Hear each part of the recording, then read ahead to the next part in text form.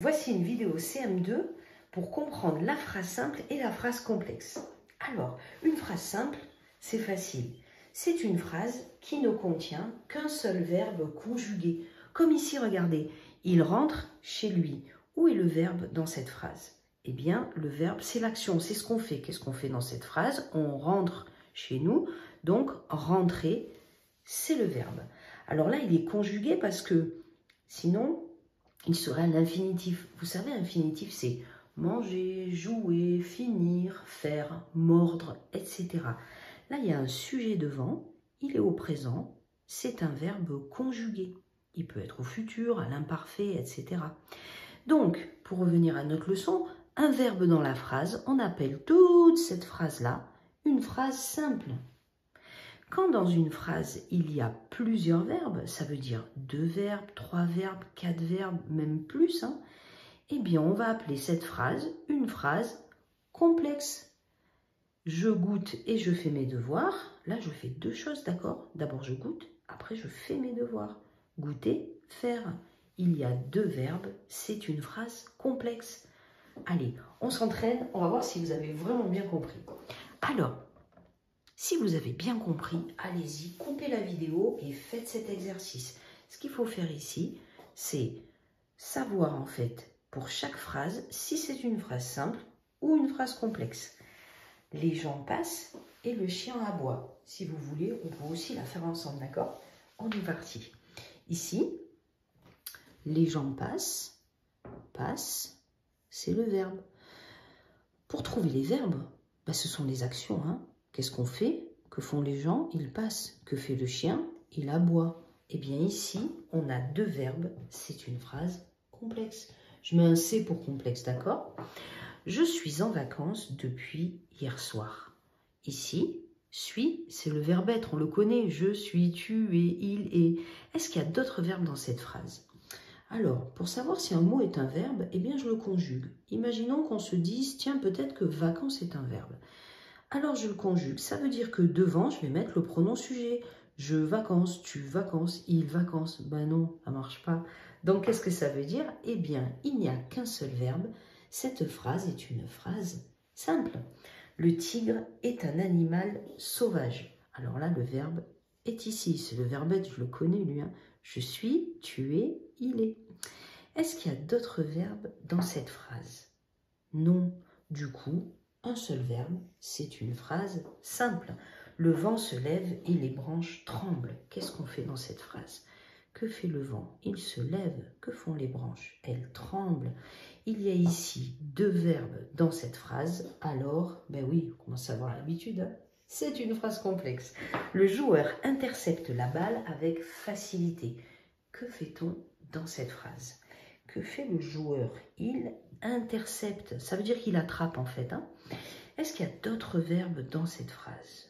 Non, du coup, c'est une phrase simple. Et voilà pour ce premier exercice. Venez, on fait la suite de la leçon. Regardez. En fait, ici, je vous dis qu'une partie de phrase qui contient un verbe conjugué, eh bien, s'appelle une proposition. Vous avez vu, j'ai souligné le haut parce que des fois, on confond avec préposition. Vous savez, les prépositions sont les petits mots qu'on va rencontrer dans les phrases. À, dans, par, pour, en, vers, avec, de, sans, sous, sur, etc. Donc ici, un bout de phrase, comme ici par exemple, le film est fini, les spectateurs partent. Dès qu'il y a un verbe à l'intérieur, autour, il y a un bout de phrase qu'on appelle une proposition.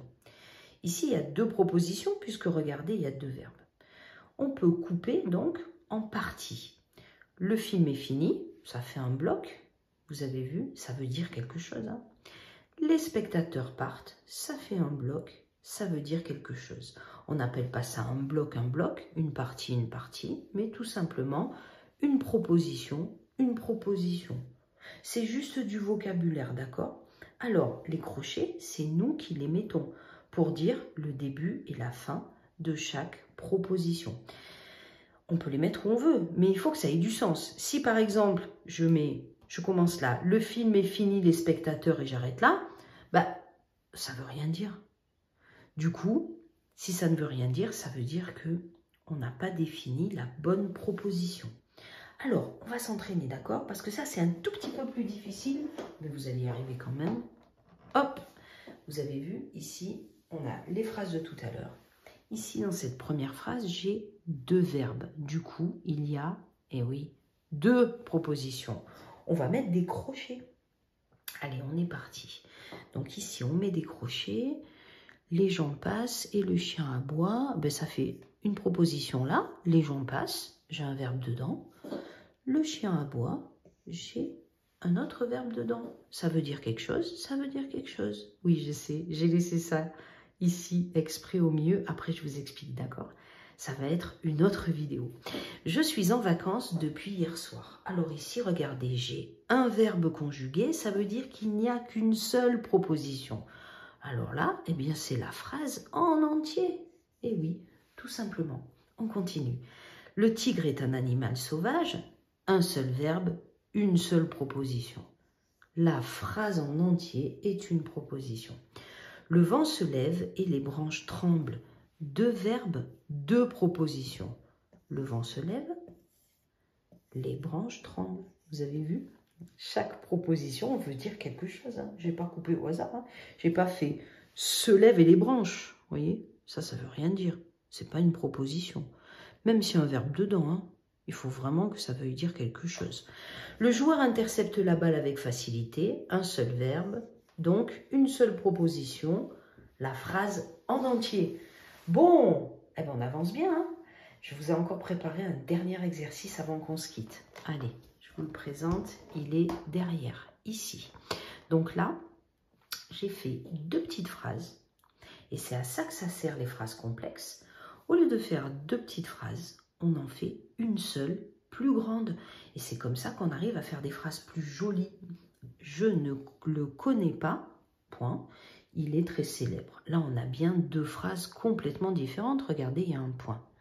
On va enlever ce point et on va n'en faire qu'une. Alors, il va falloir ajouter des mots pour les accrocher. Un peu comme si c'était des wagons. On a besoin de les accrocher pour faire une seule phrase. Du coup, ici, je ne le connais pas. Bon, ben là, je vais répéter. Hein. Je ne le connais pas. Et là, je vais ajouter un mot. Mais, ça marche ça. Mais il est très célèbre. Vous avez vu?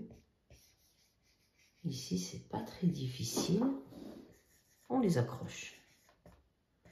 Et là, je l'ai accroché par le mot « mais ». Ma mère est partie. Je reste seule à la maison. Alors, je vais accrocher avec un autre mot.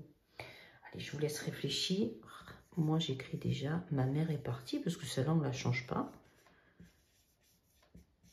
Et là, on va réfléchir aux mots qu'on peut mettre. Et, bah oui, on peut dire « et ». Et je reste seule à la maison, ça marche? Je reste seule à la maison.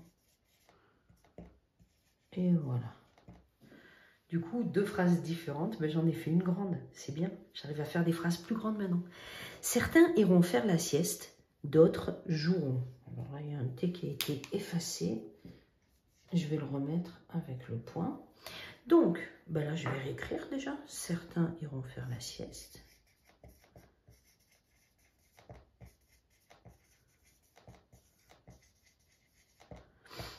La sieste.